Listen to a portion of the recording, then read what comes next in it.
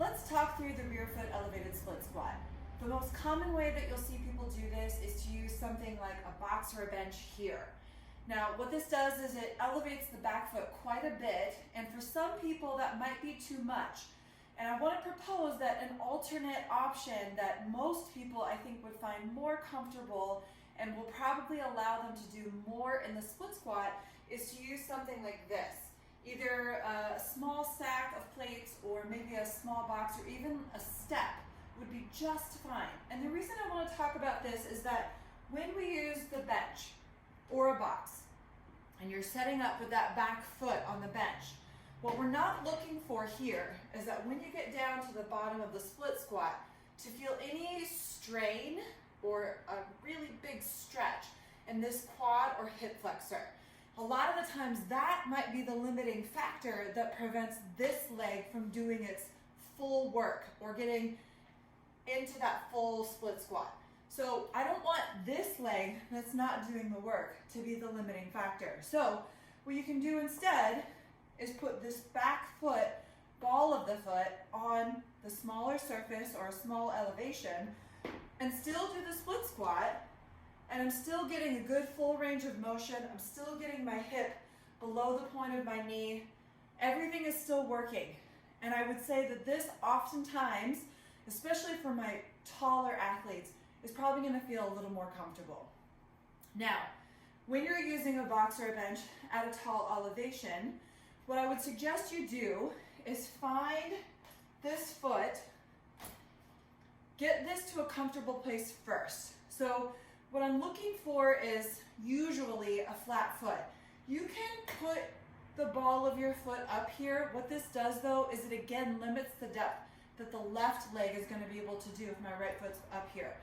And that's mostly because as the ball of the foot is on this back elevation, you're going to start getting into more of a quad stretch, a little bit more ankle flexion, and this leg will be the uncomfortable stressed part when I want this leg to be doing the work. So I suggest flatten that foot, and if you're using a box with a sharp edge, sometimes I'll put a towel or a yoga mat or something to soften that edge.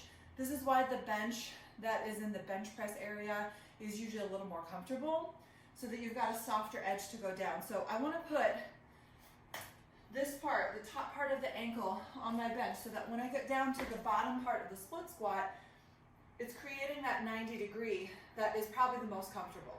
Now, I don't need this back knee to touch down.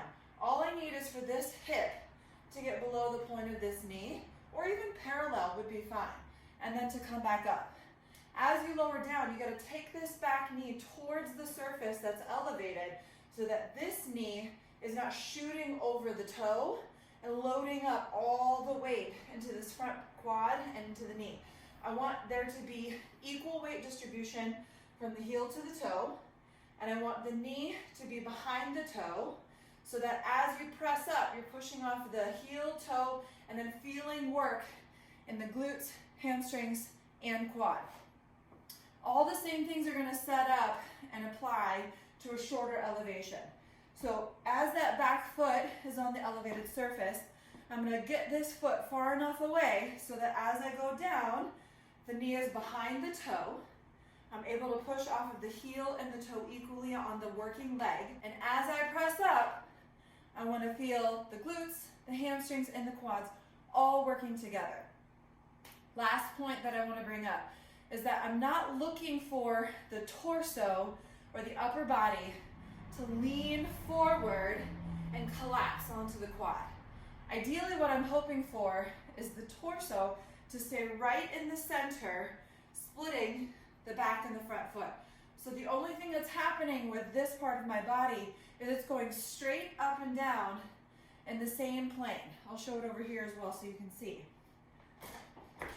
Set up far enough apart between the front and the back leg that you can go down that same plane the whole time, and that way each leg is equidistant apart from where the torso is in the middle. Hopefully this helps when you're doing your split squats at home. It doesn't need to be high to be effective. And then if you're holding on to dumbbells, for most people, if you add weight to the split squats, holding onto one dumbbell in each hand, like this, or holding one bell or weight of any kind, med ball, a plate, in a goblet squat position is going to be just fine. Most people don't need to go super heavy on the split squats to find some effectiveness and to get some single leg balance and single leg strength in. If you're going to add a barbell, go for it, but for most people, a set of bells or a med ball or kettlebell, just fine.